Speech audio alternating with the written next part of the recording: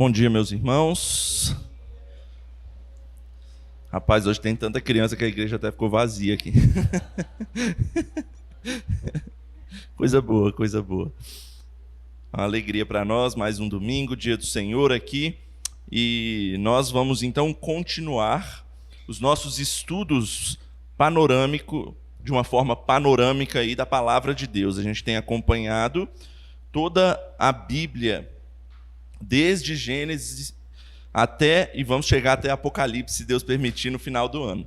Estamos então em Romanos, já passamos por todo o Antigo Testamento, finalizamos há pouco tempo os Evangelhos e Atos, e hoje chegamos na primeira das epístolas do Novo Testamento, a Epístola de Paulo aos Romanos. Então vamos aprender sobre essa, que é a primeira das epístolas mostradas aí na palavra de Deus.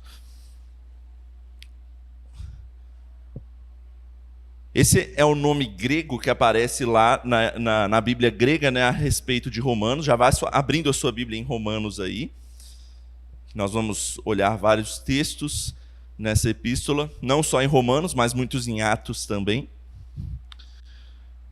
E ali temos o nome que aparece na Bíblia grega, né, pros Romanóis, que é aos romanos. Ou seja, a gente já tem um indicativo aí do destinatário, né? Aos romanos. A gente vai ver isso bem no contexto desse livro. Mas em português o nome veio mais completo aí para a gente. É claro que a gente chama resumidamente de Romanos, né? Só simplesmente Romanos, mas nas Bíblias está escrito Epístola de Paulo aos Romanos, que indica para nós também a autoria e o gênero. Isso vai ser quase uma constante nas epístolas daqui para frente. Vamos dar uma olhada no gênero geral, então, epístolas. Epístolas chegam para nós com várias informações já próprias que nos ajudam a dar uma olhada, porque é uma carta. E carta tem várias características para transformarem elas em cartas. As características tem autoria. Por exemplo, leia aí alguém o primeiro capítulo, o primeiro versículo, Romanos 1:1.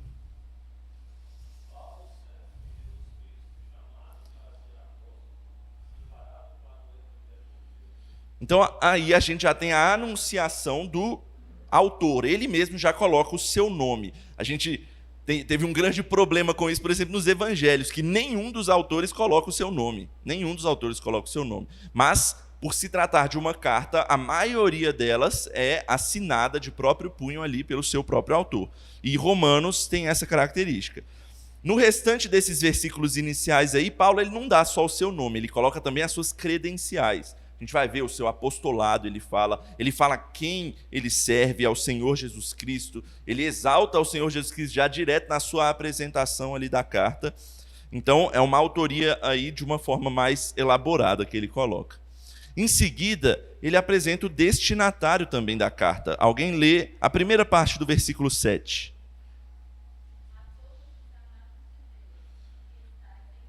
Exatamente, a todos os amados de Deus que estáis em Roma. Então ele tem um destinatário específico, a igreja de Roma. Ele até completa ali, né? Chamados para serdes santos. Ou seja, são aquelas pessoas separadas aqui naquela região para receber aquela carta. São a igreja de Cristo ali em Roma. A gente não sabe se era uma igreja uma igreja onde todo mundo se reunia. É mais provável que fossem várias igrejas reunidas em casas das pessoas ali. Mas toda uma igreja só, a igreja de Cristo naquela região ali em Roma. Em seguida, é comum nas cartas também uma saudação inicial. Termina aí o versículo 7, por favor.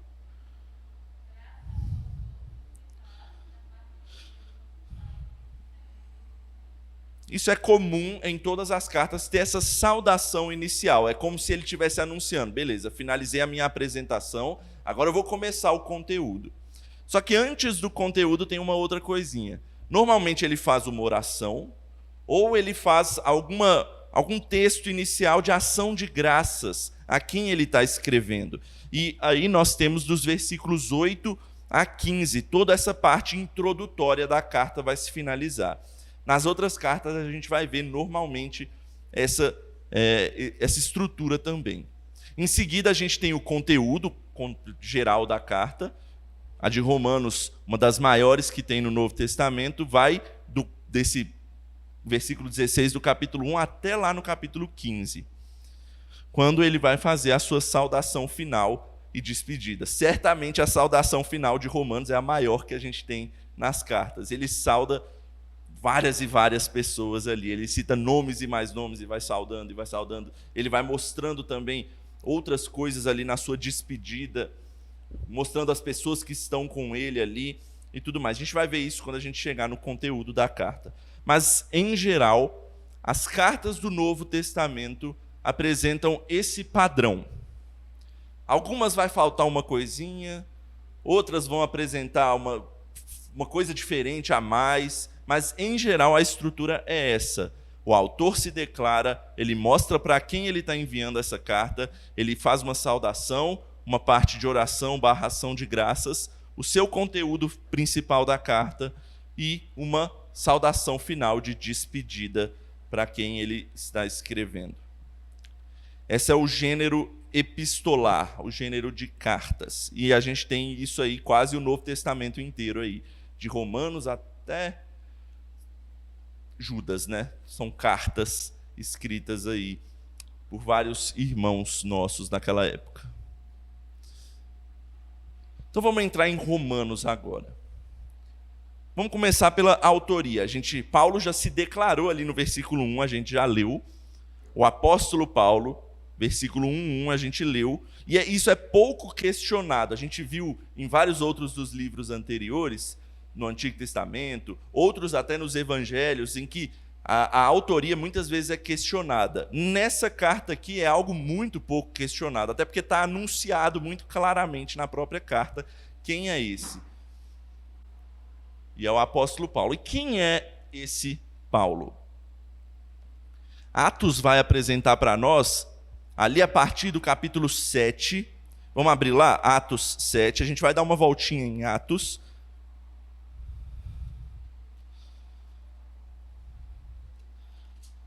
Atos 7. Ih, gente, eu acho que eu escrevi o versículo errado aqui no meu... Mas, enfim, lá no finalzinho, o 8:1. Após a morte de Estevão, aparece o nome aí. Mas no meio aqui também aparece. Mas, enfim, lê o 8:1 para a gente. E Saulo consentia na sua morte, na morte de Estevão. No meio aqui eu não achei o versículo, mas falam que quando eles estavam subjugando Estevão ali, eles estavam colocando as coisas aos pés desse Saulo. Era um jovem que estava lá e ele era meio que líder daquela seita judaica que era o dos fariseus. Paulo era um desses líderes, ou seja, ele era um perseguidor dos cristãos.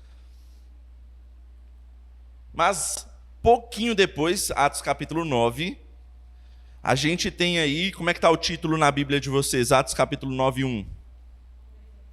A conversão de Saulo.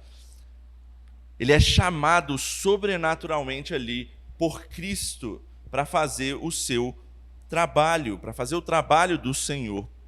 Saulo é chamado.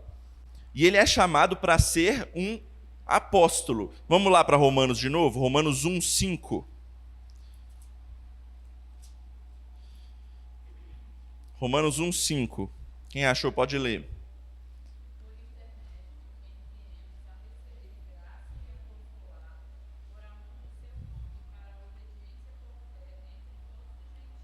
Para receber graça é apostolado. Ele foi chamado para ser um apóstolo.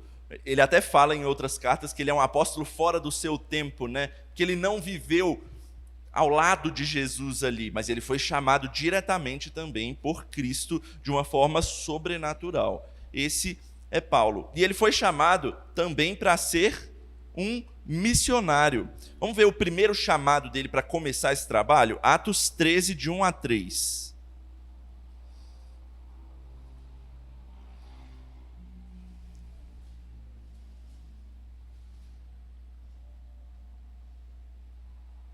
Quem achou aí pode ler.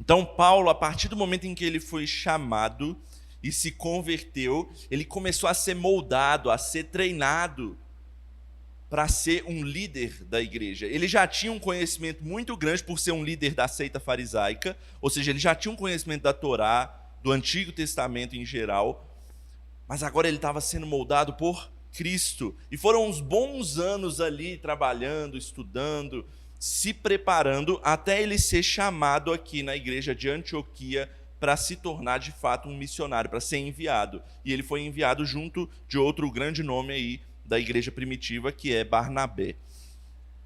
E ali ele foi chamado para ser missionário. Mas ele tem um chamado específico. Vamos voltar ali, Atos 9, 9:15. Qual o trabalho que Jesus queria especificamente para Paulo? 9:15. Quem achou pode ler.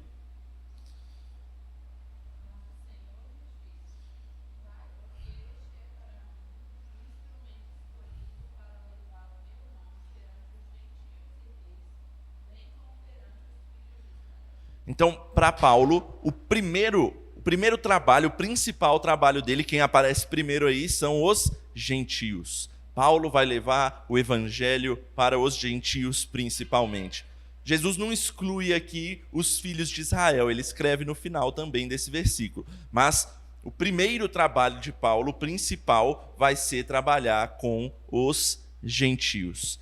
Então, esse é o autor da carta aos Romanos, né? O apóstolo Paulo, o apóstolo chamado tardiamente para trabalhar, pregar o evangelho. E certamente Paulo foi o maior pregador e missionário que a gente já teve, já deve ter passado aqui, excetuando Jesus, né? Porque o Filho de Deus a gente tira assim, porque ele está em outro patamar. Mas certamente Paulo foi um dos maiores, se não o maior, dos pregadores e missionários que a gente já viu nessa terra. E é ele quem escreve a carta aos Romanos. Vamos entender mais dessa carta. O destinatário dessa carta. Ele fala que é a igreja de Roma. A gente até leu no versículo 7 ali, que ele fala que ele escreveu aos santos de Roma. E a igreja de Roma, ela é uma igreja composta tanto de judeus quanto de gentios. Claro que provavelmente a maioria ali eram gentios, porque era uma região mais afastada ali da região de Israel, mas era uma igreja que tinha os dois, e a carta mostra isso para nós. Por exemplo, alguém abre Romanos 2:17.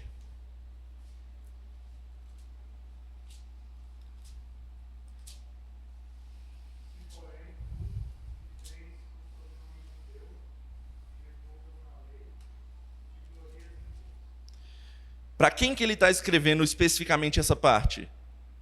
Tu que te glorias do nome judeu.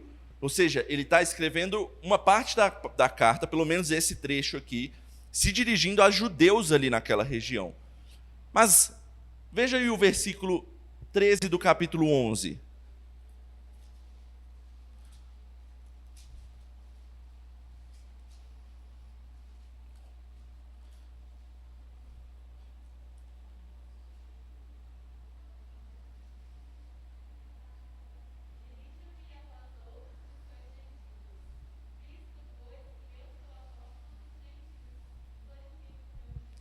Ou seja, Paulo, agora nesse trecho aqui, ele está se dirigindo especificamente aos gentios.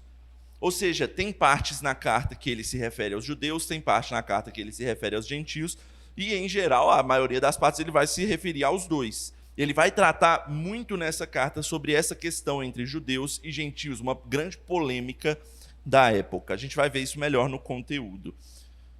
Então, o destinatário é a igreja de Roma, mas não está especificando, deixando exclusivo se é para gentios ou para judeus, é para todos os amados da igreja de Roma, que ele escreve essa carta. Qual o contexto dessa carta? O contexto é muito importante para a gente entender o propósito de Paulo ao escrever a carta aos Romanos. Vamos entender esse contexto. Vamos voltar em Atos. A gente vai ficar fazendo esse joguinho aí, em Atos e Romanos, tá? Vamos lá para Atos 19. Alguém lê aí para a gente Atos 19, versículos 21 e 22.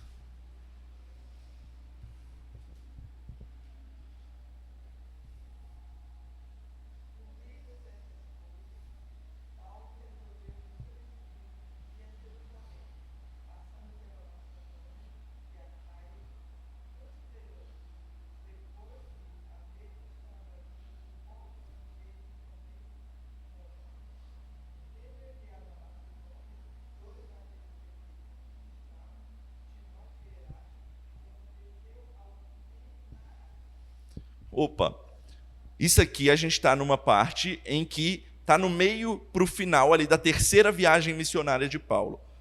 Paulo ele fez até então 3 viagens missionárias, ele está na terceira aqui. E aqui, como a gente pode ler, ele já tem planos de ir para Roma, para visitar os romanos ali. Então a gente acredita que ele escreveu a carta mais ou menos do fim da terceira viagem, ali naquele meio, quando ele já começa a planejar uma ida para Roma. Provavelmente ele escreveu lá na Grécia. Vamos ver um pouquinho para frente? Atos 20, de 1 a 3.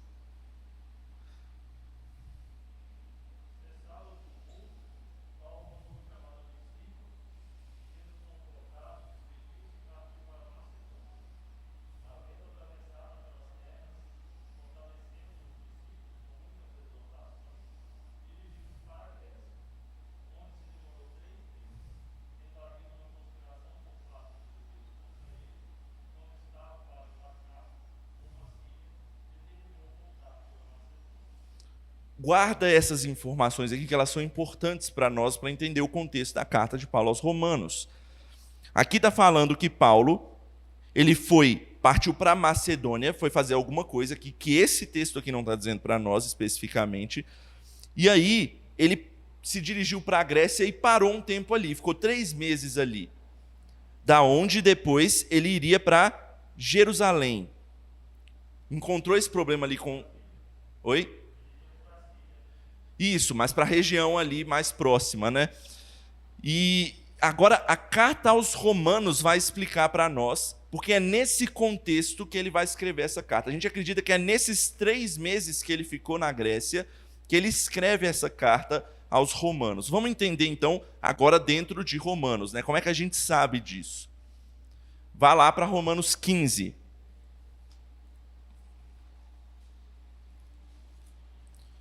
Romanos capítulo 15, dos versículos, não vamos ler tudo isso aí de uma vez, 19 a 29, vamos ver picado para a gente ir entendendo.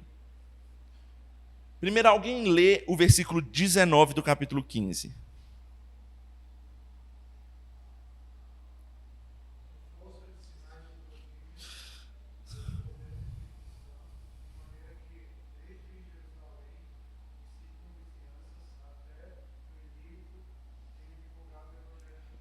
Paulo está falando aí na carta, especificamente, o que ele tem feito antes dele escrever essa carta, né? Ele falou que ele estava viajando desde Jerusalém até essa região que é chamada de Ilírico aí, para pregar o evangelho.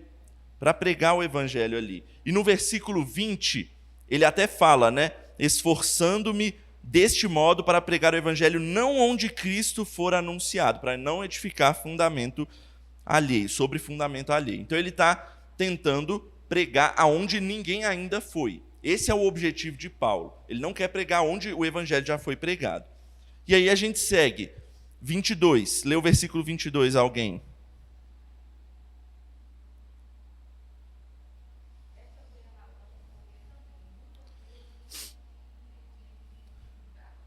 Que razão foi essa? A razão das várias viagens missionárias que ele estava fazendo, da peregrinação para pregar por meio de todas aquelas regiões. Tudo isso, até então, o impediu de ir até Roma fazer o trabalho ali, porque ele tinha trabalho nas regiões onde ele estava ali perto da Ásia, ali no Oriente Médio, e naquela parte mais à direita ali da Europa.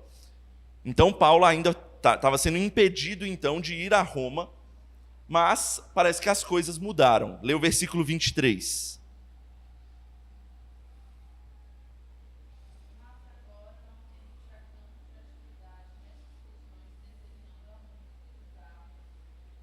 Ou seja, agora, de acordo com o entendimento dele, não tem mais campo todas aquelas regiões. Ou seja, parece que ele já passou por quase tudo ali.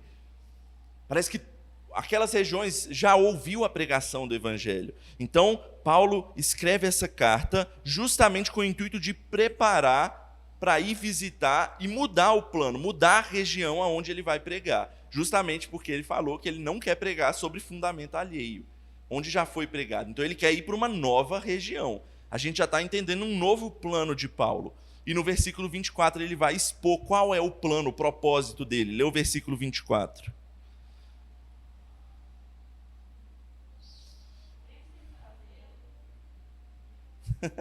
Pode ir, gente.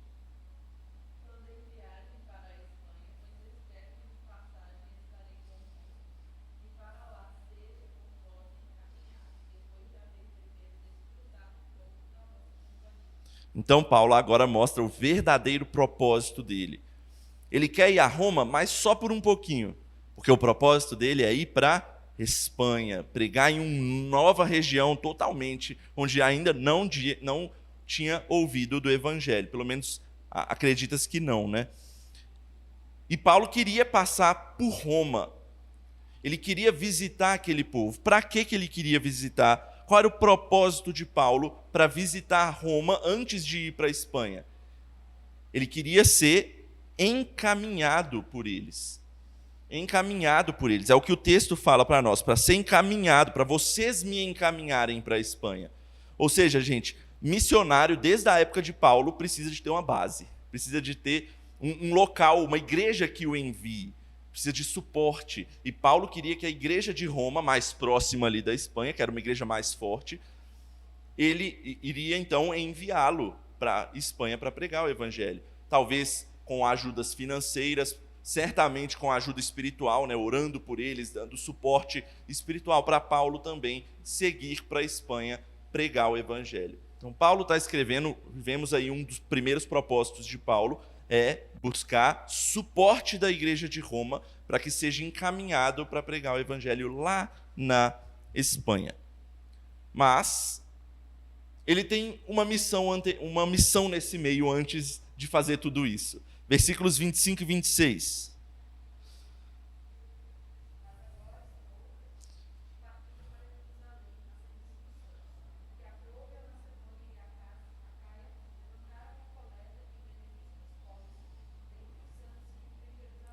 Lembra do que a gente leu lá em Atos?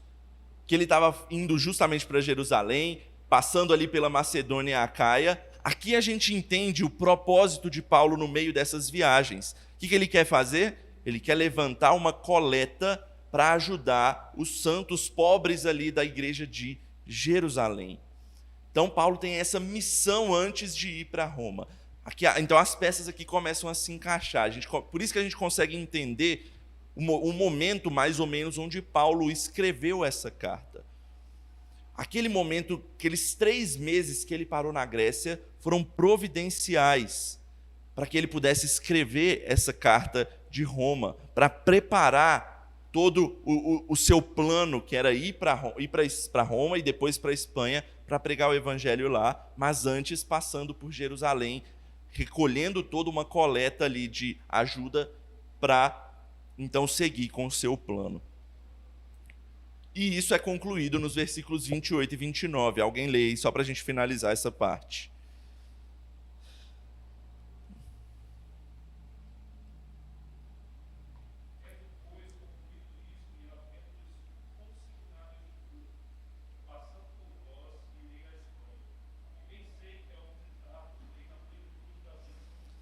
Então Paulo, aqui ele determina o plano que ele tem. Ele tem, tá? Não necessariamente é o plano de Deus, mas é o plano que ele tinha montado na cabeça dele bonitinho. Sair da onde ele estava, terminar suas viagens ali naquela região, ir para uma nova região pregar o evangelho lá na Espanha, tendo como suporte a igreja de Roma. Então, aqui a gente já tem o plano traçado, o propósito, um dos grandes propósitos de Paulo a escrever a carta aos Romanos. Mas o propósito tem mais do que isso. Só que antes de eu falar do propósito, vamos mostrar uma coisa fora do contexto aqui. A Igreja Católica Romana, ela diz que a Igreja de Roma foi fundada pelo apóstolo Pedro. É por isso que a Igreja Católica Romana fala que Pedro é o primeiro Papa, né? Foi ele que fundou a igreja ali, ele que construiu todas as questões ali naquela região. E aí, a partir de Pedro, que é a pedra, né, onde a igreja aí seria fundamentada, baseando ali num texto do Evangelho, dos Evangelhos, né? E então, a partir dele, os papas aí foram vindo, né, depois de Pedro. Mas será que é isso mesmo? Será que realmente Pedro foi o fundador dessa igreja? Vamos ver alguns argumentos contrários dentro da própria carta para a gente mostrar isso. Romanos 1, 10 e 11. Vamos ver a intenção, uma das intenções de Paulo aqui quanto a essa carta. Lê aí para a gente Romanos 1, 10 e 11.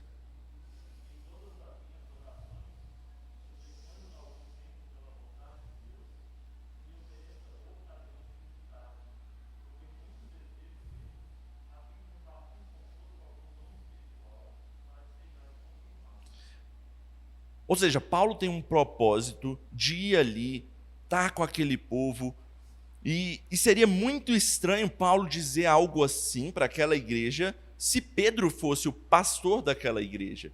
Por que Paulo está se importando ali em estar com eles, em querer dar suporte a eles, se eles já estivessem sendo suportados por um dos apóstolos? Seria meio que falta de ética, né? Paulo querer fazer isso e nem citar Pedro, porque Pedro nem é citado aqui nessa carta. Seria uma coisa estranha se isso acontecesse. Mas, mais ainda, lá em Romanos 16, não precisa da gente ler tudo, mas Romanos 16, especialmente ali dos versículos 1 até o versículo 16, tem uma série de saudações que Paulo faz. Tem mais de 30 nomes nesses versículos aí. Pergunta se Pedro está aí no meio. Seria uma falta de ética ainda maior se ele sauda todo mundo daquela região, não sei o quê, você que trabalha aí, o diácono e não sei quem mais, mas o pastor ele não cita, gente? Como assim? Ele não fala do pastor ali naquela própria comunidade. Então, seria muito estranho se Pedro fosse o fundador, tivesse naquela região e Paulo nem mencionasse ele dentre todos esses nomes que ele fala. Então, quem foi?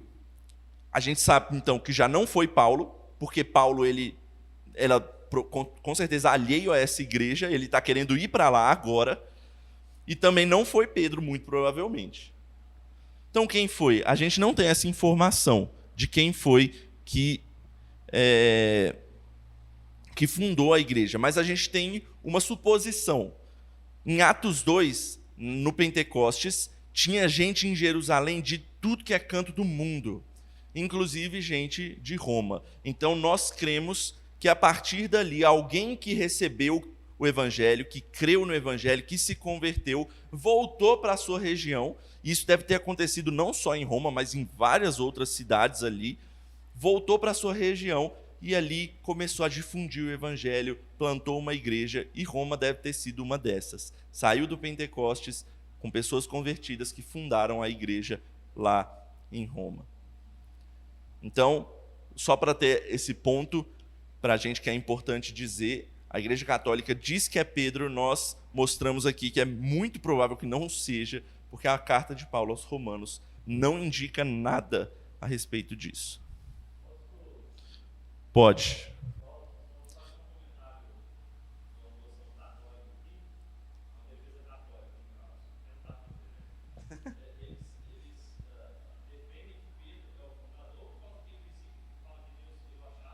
Isso.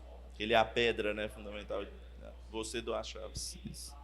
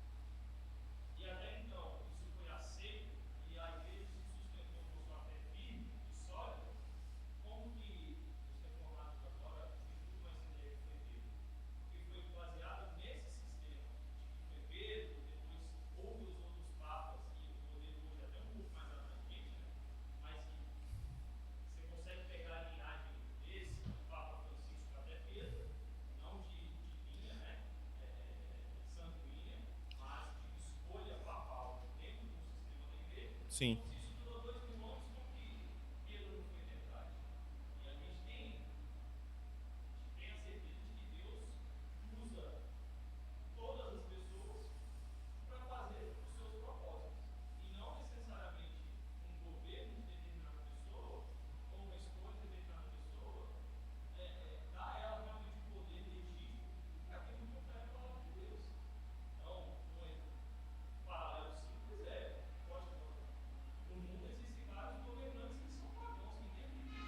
Aham.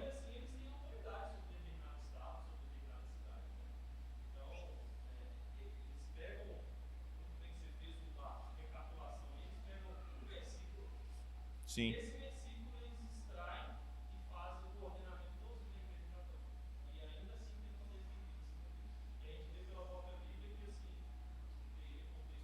Aham. Só nem é Pedro, né?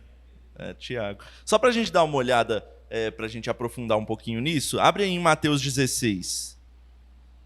Eu acho que é importante a gente tratar sobre justamente essa fala de Jesus acerca de Pedro. Será que é só Pedro? Será que ele é o líderzão ali? Jesus está sendo exclusivo para falar para ele? Mateus 16. Foi quando a gente até viu uma pregação em Marcos, né, a respeito desse assunto, só que Marcos ele é bem mais sucinto, né? Marcos só fala a declaração principal de Pedro, que tu és o Cristo. Foi a primeira vez que os apóstolos falaram isso para Jesus, reconheceram que Jesus é o Filho de Deus. Só que em Mateus traz um pouco mais. Veja aí o versículo 17, Mateus 16, 17. Então Jesus lhe afirmou: bem-aventurado és, Simão Bar-Jonas, porque não foi carne e sangue que tu revelaram, mas meu Pai que está nos céus. Também eu te digo que tu és Pedro. Pedro significa pedra, tá? Significa rocha. Jesus está fazendo meio que um trocadilho aí. E sobre essa pedra edificarei a minha igreja, e as portas do inferno não prevalecerão contra ela. Dar-te-ei as chaves do reino dos céus. O que ligares na terra terá sido ligado nos céus, e o que desligares na terra terá sido desligado nos céus. Então advertiu os discípulos que a ninguém dissessem ser ele o Cristo. Esse texto aqui, ele é muito discutido e tem muita gente que fala que essa pedra, que Jesus está se referindo a Pedro aqui, é outra coisa, não é Pedro, e por aí vai. Mas o texto dá mais a entender que ele está falando de Pedro, sim. Só que Pedro como o representante de todo o colégio apostólico ali, de todos os 12 apóstolos ali. Até porque Pedro ele se mostrava mesmo como o líder dos apóstolos. Normalmente era ele que tomava a palavra, normalmente era ele que estava sempre atrás de Jesus, o primeiro a aparecer. Então, Pedro ele é colocado realmente como líder dos apóstolos. Mas Jesus ele está se referindo ao colégio apostólico em geral, representado ali por Pedro, como aqueles que vão ser o fundamento doutrinário da igreja daí para frente. Tanto que lá em Atos capítulo 2, fala que a igreja se fundamentava na doutrina dos apóstolos. Não é doutrina de Pedro, doutrina dos apóstolos.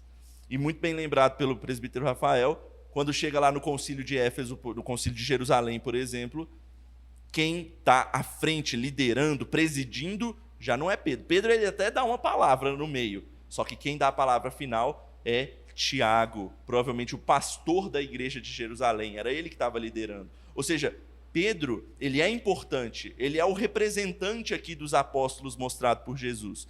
Só que ele está representando todo um colégio, todo um fundamento que é a doutrina dos apóstolos. Beleza? Então vamos seguir. Vamos para o propósito. Depois de tudo isso que a gente viu, qual é o propósito da carta de Paulo aos Romanos? Primeiro a gente vai ver os propósitos mais palpáveis, porque tem mais de um propósito, tá? Na carta de Paulo aos Romanos. Propósito 1 a gente já viu, ser encaminhado à Espanha pela igreja de Roma. Paulo ele queria ter um suporte, e a igreja de Roma seria esse suporte para ir para a Espanha pregar o evangelho. Mas tem um propósito 2. Romanos 15, 30 a 32. Lê aí pra gente quem abrir.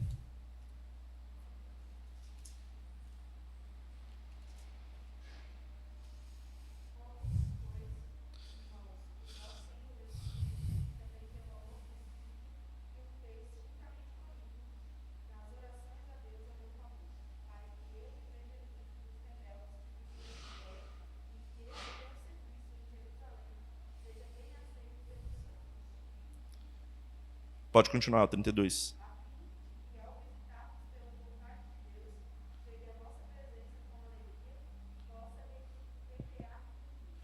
Lembra que Paulo tinha um propósito de, antes de ir para Roma, ir para Jerusalém, levantar uma coleta e entregar ali para os santos pobres lá daquela igreja? Então, o propósito de Paulo é justamente também pedir oração, para que a igreja de Roma já comece a ser esse suporte para ele, desde antes de ele ir para a Espanha, para que ele peça oração, para que aquela igreja ore para o trabalho que vai ser feito lá em Jerusalém. Por quê? Gente, veja o contraste. Paulo está pedindo coletas para quem? Para igrejas da Macedônia, da Acaia, gentias. E ele vai para Jerusalém, uma igreja predominantemente judaica. Ou seja, ele vai estar em contato mais uma vez com a grande polêmica entre gentios e judeus, quem tem a primazia e por aí vai. Paulo, mais uma vez, como ele já encontrou lá, que ele fala na carta aos Gálatas, aos Coríntios e tudo mais, ele já passou por essa polêmica. Vai passar mais uma vez, então ele pede oração. Isso tem muito a ver com os próximos propósitos também.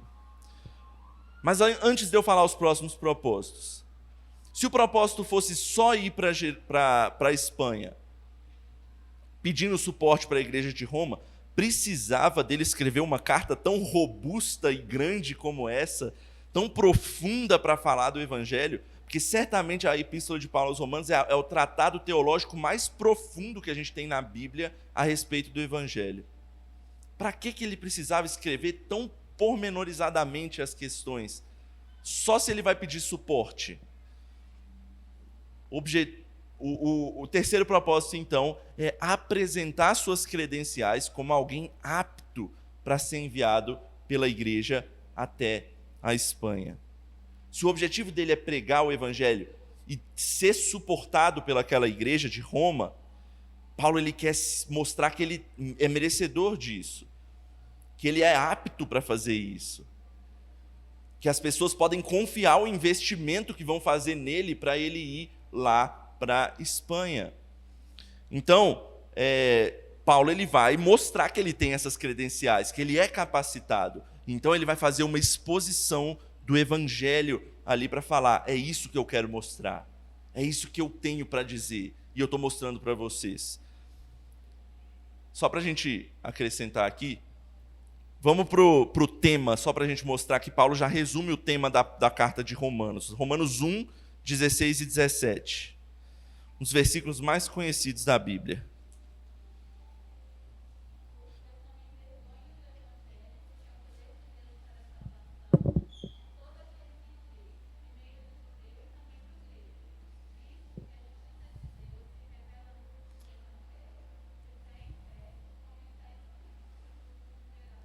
Paulo, então, está apresentando aí para os romanos o tema básico.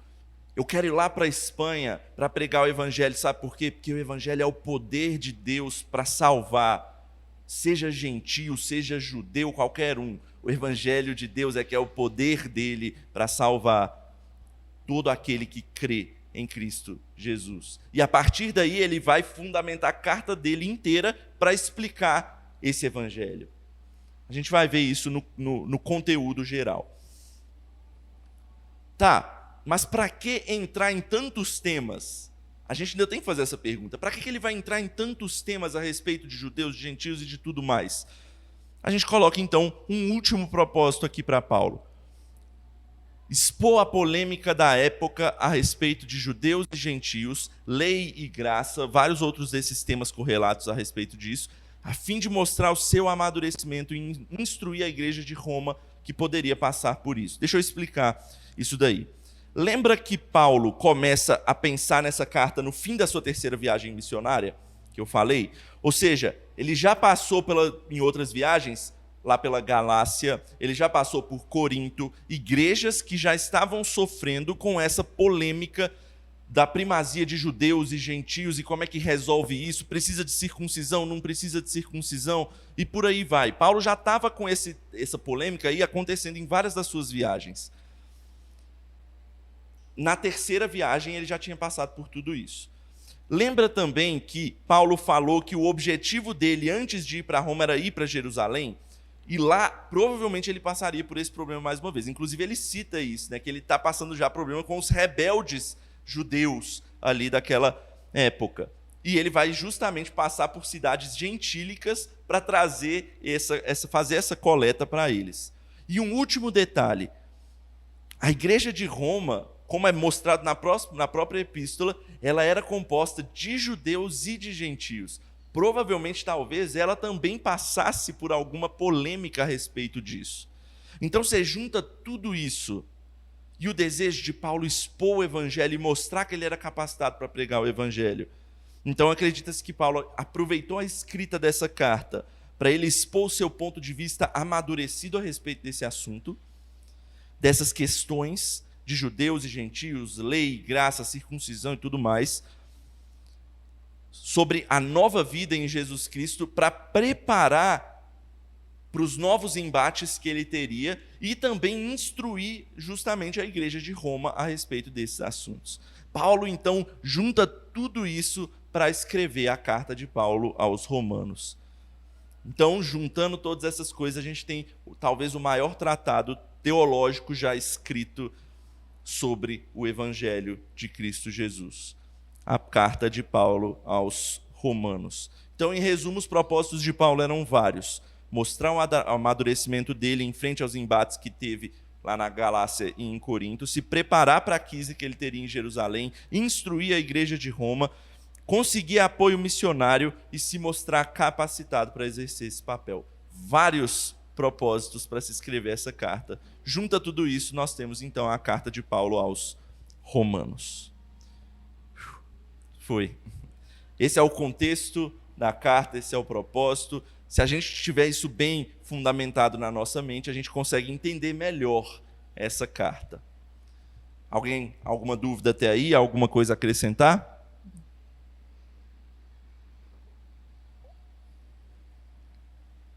Se não, vamos então ao conteúdo da carta. A gente já viu muita coisa, mas vamos fazer um esboço geral aqui da carta. A gente tem a parte introdutória. Em seguida, a gente vai ter é dividido em 4 blocos. O primeiro bloco, sempre todos relacionados ao Evangelho, tá? Primeiro bloco, o Evangelho como justiça de Deus mediante a fé.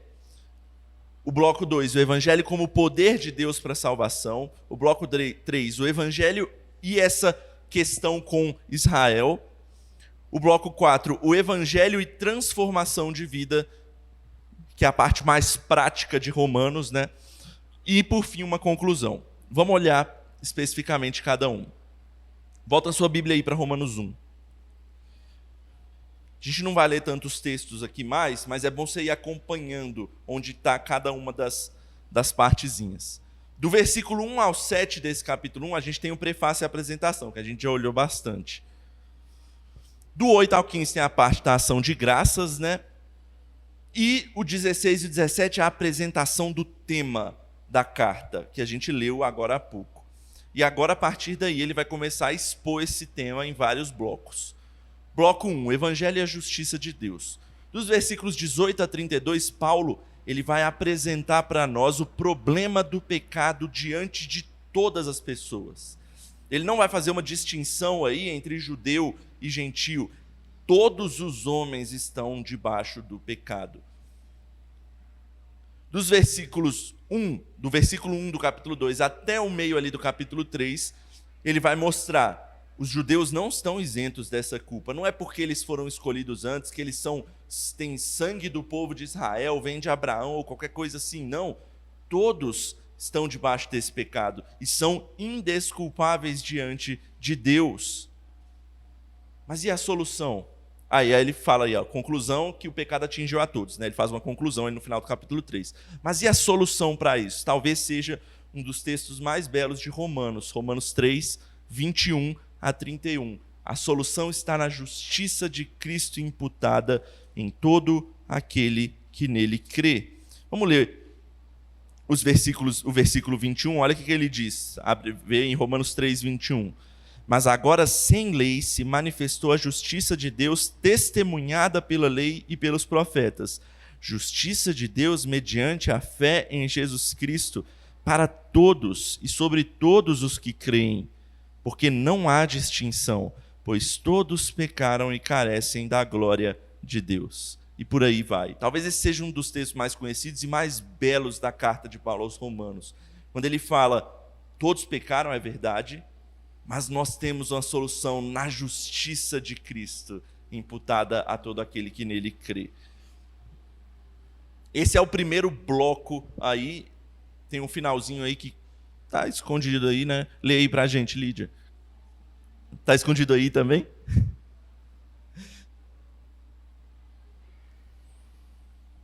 Enfim, está escrito assim, ilustrando esse ensinamento em Abraão. Porque poderia ter esse questionamento, né? Mas espera aí, se é pela fé, como é que em Jesus, como é que foi com o povo do Antigo Testamento?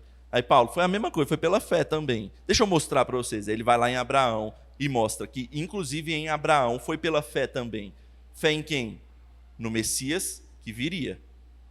E hoje nós temos fé no Messias que já veio, Jesus Cristo. Então Paulo, ele faz uma junção completa aí de toda a revelação, né, da Bíblia, falando que sempre é pela fé. Fé em Cristo Jesus, aquele que viria e para nós aquele que já veio. Aí ele termina então esse primeiro bloco de explicação do Evangelho. E ele vai para um segundo, o Evangelho e o poder de Deus para a salvação. Capítulo 5, versículos 1 a 11, ele vai mostrar os frutos dessa justificação que Jesus deu ali no finalzinho que ele mostrou, que ele explicou para nós.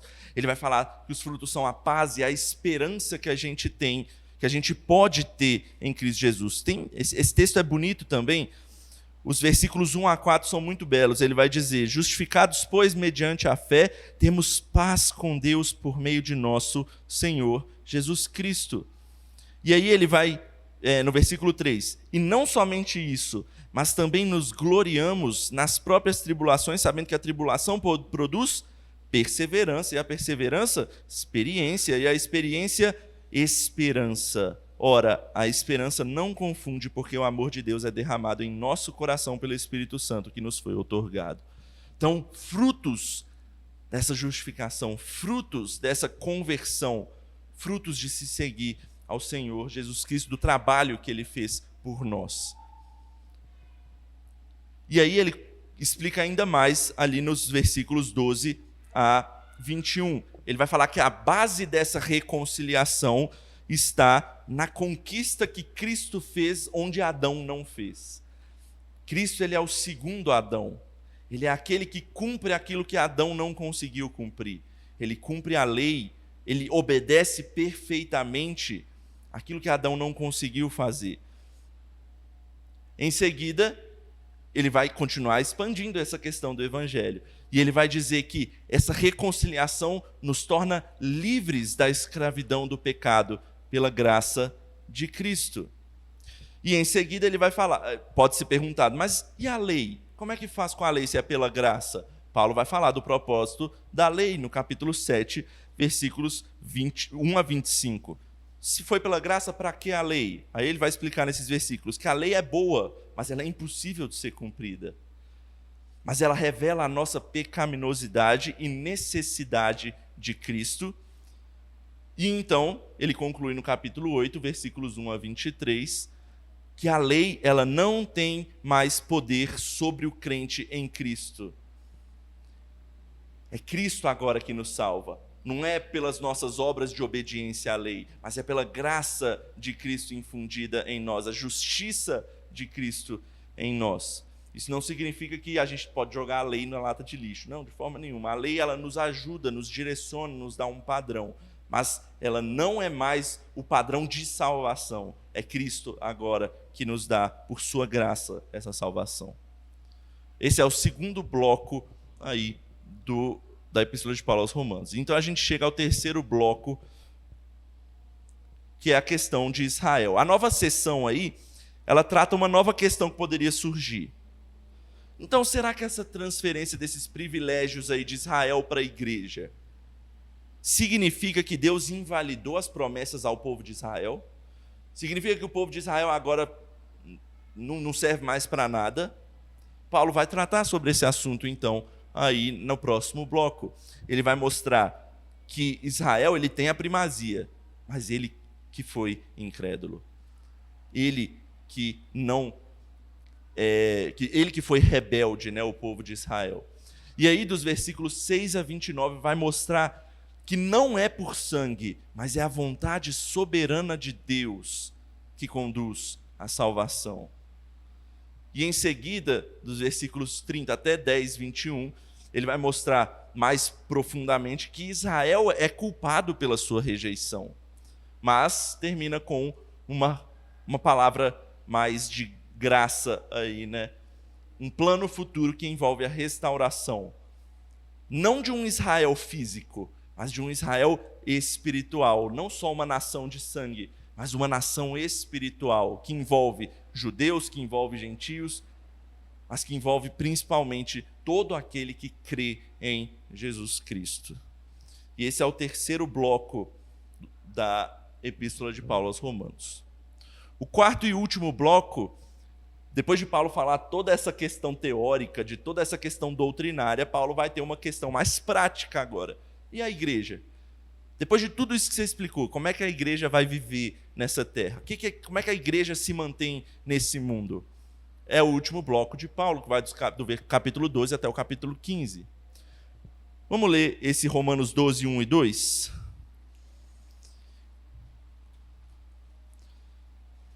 Como é que é essa nova vida dos salvos em Jesus?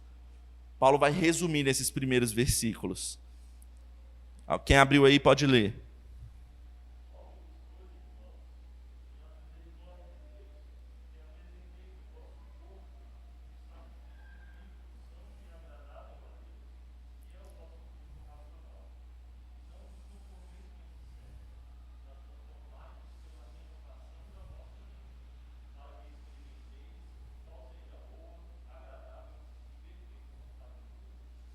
Paulo faz um resumo aí da nova vida dos salvos em Cristo Jesus nesse mundo, onde eles vão se renovar não vão se conformar com esse século, mas vão se transformar pela renovação da vossa mente para experimentar a boa, perfeita e agradável vontade de Deus. E em seguida, Paulo então começa a falar justamente desse corpo de irmãos na igreja. E ele vai tratar sobre os dons e a edificação do corpo de Cristo, que é a igreja. Em seguida, 13, de 1 a 7, ele vai falar do serviço a Deus na igreja não significa desprezar os governos seculares. Ele vai mostrar que, peraí, se agora a gente é servo de Deus na igreja, a gente serve ao Senhor na igreja, será que a gente pode esquecer do mundo? Não, a gente é cidadão também desse mundo. E a gente tem que dar valor aos governos que Deus mesmo institui. Em segundo, ele vai dizer que o resumo da lei, ele continua vigente para nós, para a igreja de Cristo. Qual é o resumo da lei? Está lá em Romanos 13, 8 a 10. A ninguém fiqueis devendo coisa alguma, exceto o amor com que vos ameis uns aos outros.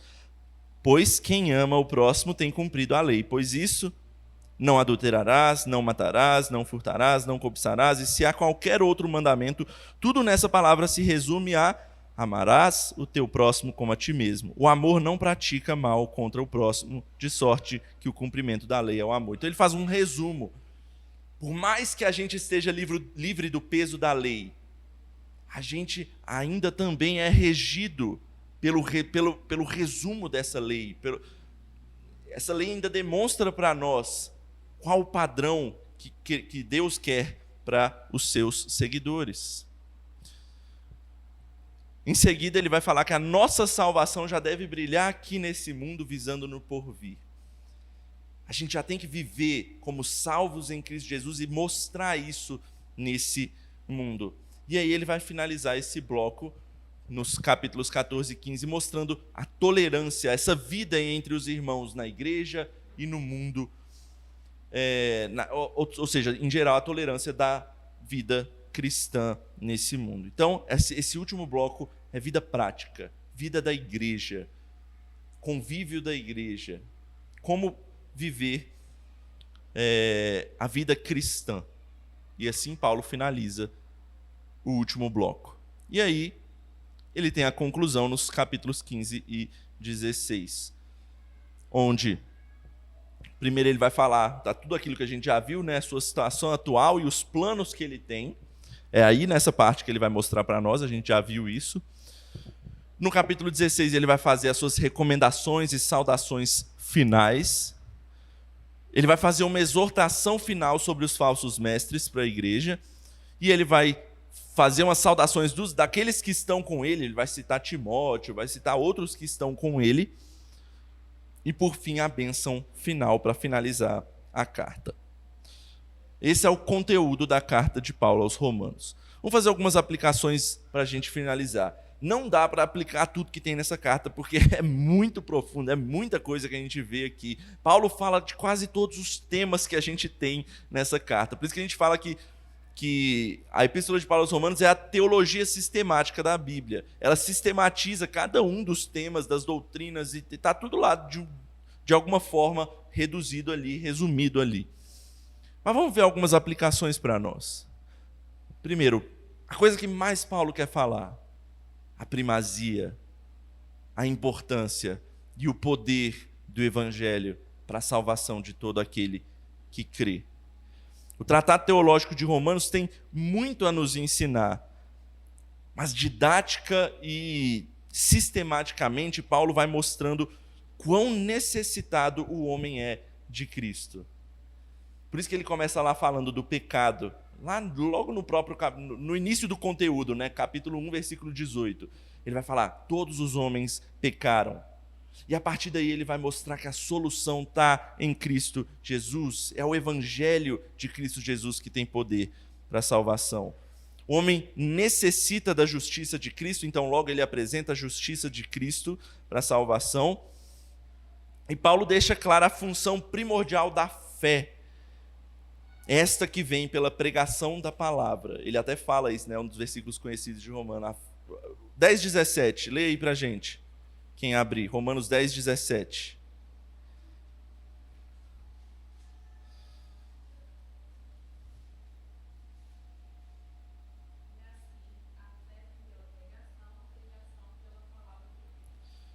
Ou seja, Paulo está mostrando aí para nós que a pregação desse evangelho é que vai trazer, é o instrumento que Deus usa para colocar fé nas pessoas e assim transformar as pessoas pelo evangelho da palavra de Cristo. E nos próximos seguintes capítulos ele vai mostrar como essa fé transforma a vida prática das pessoas, que a gente acabou de ver nos capítulos 12 a 15. Ou seja, o evangelho em Romanos é o que permeia toda a carta, assim como deve permear toda a nossa vida, sendo o poder de Deus para a salvação do homem, que antes era merecedor de condenação, mas também de transformação do homem, que agora pode ser livre da escravidão do pecado e viver uma vida conforme o padrão de Deus. Você quer ler a carta aos Romanos? Leia já pensando assim, é o Evangelho. É Ele que transforma, é Ele que salva, é Ele que muda a minha vida, Ele é o padrão da minha vida em Jesus Cristo. Uma segunda aplicação, Romanos como ensino sistemático e a importância do estudo teológico. Carta aos Romanos deveria ser um livro lido regularmente pela gente. Os reformadores e os pais da igreja, eles consideravam Romanos um livro crucial para o entendimento da Bíblia inteira. Romanos é um livro que trata da Bíblia inteira. Ele tenta fazer essa junção desde o que foi apresentado lá no Antigo Testamento, a vinda de Cristo Jesus, e como essas coisas se unem e estão tão bem entrelaçadas, são tão bem planejadas pelo autor da palavra, que é o próprio Deus. Então, nós deveríamos ler o livro de Romanos pensando nisso. A abrangência de temas importantes presentes nessa carta é imensa. Eu vou citar alguns aqui. Por exemplo, ele fala sobre pecado, lei, juízo, destino humano, fé, obras, graça, justificação, santificação, eleição, a obra de Cristo, a obra do Espírito Santo, esperança cristã, a natureza e a vida prática da igreja, o lugar dos judeus e dos gentios nos propósitos de Deus, diferentes deveres dos cristãos diante da igreja, diante do mundo, como cidadão, né, do mundo, e até princípios práticos de devoção pessoal e moralidade. Paulo fala tudo isso, ainda que resumidamente, nessa carta. Veja a quantidade de temas que brotam do ensino do Evangelho. Se a gente quiser ter uma vida dedicada ao Senhor verdadeiramente, a gente precisa devorar a palavra de Deus para entender esses temas, viver conforme eles são apresentados na palavra de Deus. E Romanos é um ótimo livro para isso. A gente não deve negligenciar o estudo teológico. Paulo, por exemplo, ele foi um grande homem de Deus, um pregador e um missionário, mas ele não negligenciava o estudo. Ele estava todo o tempo estudando a palavra de Deus. Então, meu irmão, a carta aos Romanos é um convite ao estudo teológico, um convite a querer cada vez mais crescer na palavra de Deus. E um último, para não deixar de falar de evangelização, a importância aí de missões. Paulo fala do apoio ao e da capacitação do missionário. Paulo ele quer o apoio de Roma para ir para a Espanha. Certamente ele quer ter uma igreja que lhe dê suporte, tanto espiritual como material, para exercer o trabalho lá na Espanha. Ou seja, missionários, eles devem ser enviados por uma igreja, principalmente, né? Se ele for sozinho, é uma péssima estratégia, normalmente, se for por si só. Normalmente é uma péssima estratégia. Não vou dizer que vai dar errado sempre. Não, Deus pode agir e usar. Mas normalmente a estratégia é você ser suportado, ter uma base na igreja. Uma igreja que ore por você, uma igreja que incentive você, uma igreja que cuide de você financeiramente, custeie as suas necessidades. Essa vai ser uma estratégia muito mais proveitosa, com muito mais chance de obter resultados. Só que tem o outro lado também. Paulo, para obter essa chancela, né, para obter esse apoio da igreja romana, ele escreve todo um tratado teológico mostrando a sua capacidade, mostrando as suas credenciais, o seu merecimento desse apoio. Ou seja, a igreja tem que ajudar, mas tem que haver bom senso também. O missionário tem que se mostrar capaz. O missionário tem que ter um objetivo bem definido, tem que ter um plano bem bolado, igual Paulo apresenta aí para a igreja de Roma. Eu tenho um plano, eu tenho uma mensagem. Deixa eu te mostrar essa mensagem. Ela é assim. Eu creio nisso. Vocês estão comigo? Para se mostrar merecedor do investimento que a igreja fará nele. Missões é muito importante, mas tem que ter esses dois lados. A igreja tem que suportar daqui, mas aquele que está lá, ele tem que ser capacitado para estar lá também. Essas são algumas das aplicações que eu trago aí na Epístola de Paulo aos Romanos. Tem mais, sem dúvida. Tem infindas aí aplicações. Mas eu trouxe isso para resumir. Acho que esse é o resumo, um panorama geral aí da carta de Paulo aos Romanos. Vamos fazer uma oração para a gente finalizar. E se alguém tiver alguma questão para perguntar e para acrescentar, depois da oração pode levantar a mão que eu passo a palavra. Senhor meu Deus, meu Pai, obrigado por esse dia, obrigado, Senhor, por estarmos na Tua casa e por termos o privilégio de estudarmos a Tua palavra, por termos o privilégio de termos a carta de Paulo aos Romanos aqui diante de nós, por aprendermos acerca daquilo que o Senhor inspirou Paulo a escrever. Nós louvamos ao Senhor pela vida de Paulo, o grande pregador e missionário que foi. Mas nós louvamos a vida ao Senhor ter enviado o Senhor Jesus Cristo para salvar a vida de Paulo, para mostrar esse evangelho a Paulo, e esse evangelho que alcançou a nós aqui, uma região tão distante da onde Paulo estava. Nós louvamos ao Senhor porque o Senhor nos alcançou. E pedimos que o Senhor continue a nos incentivar a fazer esse trabalho que Paulo também almejava tanto, pregar a Tua palavra onde quer que nós formos. É o que nós oramos e pedimos no nome de Cristo Jesus. Amém.